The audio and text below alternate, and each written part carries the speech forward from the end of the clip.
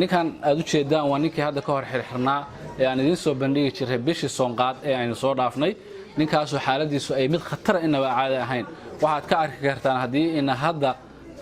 xasuusnayn muuqaalkan daawada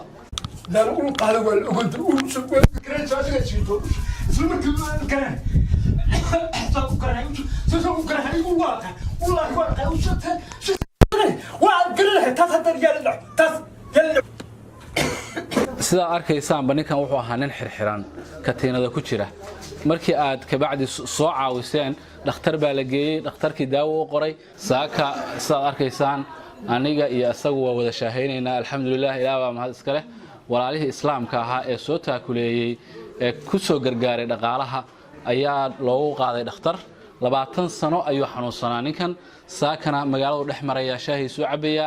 xaaladiisuna waa sugan tahay ilaahay agtiisa ayaa ajar kaga helaysaan wixii aad u soo dirteena waa ay soo gaareen hooyadiis iyo walaalihiis ayaana gacanta ku haya dhakhtarkii markaas u qoray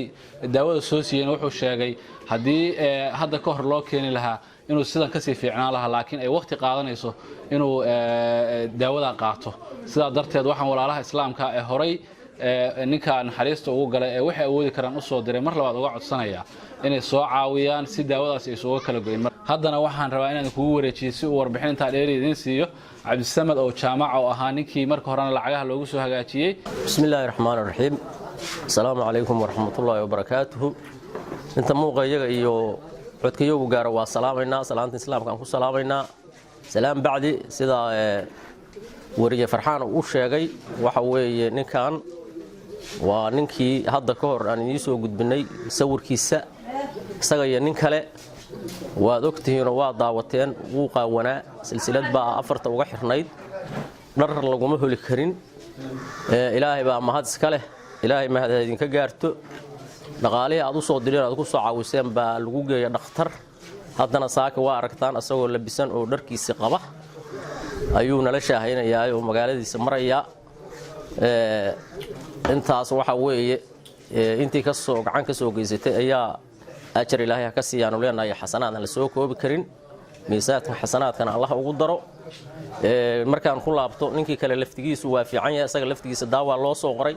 sidii laftigiisu waa ka fiican yahay hadda asaguna lama joogo waa nin xoogaa lagu hayo ka jajabay oo curyaan aan asoo magaalada ku socon karin marka aad iyo aad baad gacan uga geysateen labada nin baxaalkoodii haddana waxaan idinkugu baaqanaa dadka muxsiniinta oo walaalaha ah oo awalba dadka soo caawiyay hardii maraya haraata oo harbin maraya haraatib oo haray buu yiri ninka dhakhtarkii hal igu soo celceliyo buu yiri sida loo sheegay hadda ka hor hadii la keenin lahaa waa usaatan uu dhaami lahaa haddana waxa weeye daawadii markii ugu horeysay dhidii la soo siiyay sidaas uu noqday marka walaalayaal soo caawiyaan ilaahay ilaahay haydin barakeeyo ilaahay haydin barakeeyo waxa weeye wax khasnada idin kugu jira ilaahay weeye aan ka go'ayn aad iyo aad baad u mahadsantihiin waa idin salaamaynaa haatanna bal waxaan isku dayaa inuu idin la hadlo oo kelmad ducaa iyo idin yiraahdo waa idin salaamaya waana fiican walaalaha muxsiniinta ee markaa raba inuu ninkan wax ku soo sadaqaystaan waxaan u sheegaynaa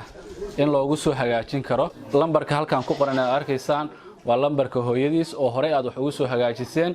waxaana la yiraahdaa hooyadiis Madiina Maxamuud Warsame haddii aad ugu soo direysaan xawaalad waxaad ugu soo hagaajin kartaan xawaalada Amal oo aad hore ugu soo hagaajiseen lacag badan si toosan ugu gudbisay Madiina Maxamuud Warsame oo ah ninkan hooyadiis iyo walaalihiis oo jooga oo la tacaalay mar labaad iyo mar saddexaad waxaan idinka codsanaynaa inaad meesha maanta aad keenteen ka qaadaan si marka uu u gaaro inta ka dhimanna aad baa u mahadsantihiin jasaakumullahu khayr assalamu alaykum wa rahmatullahi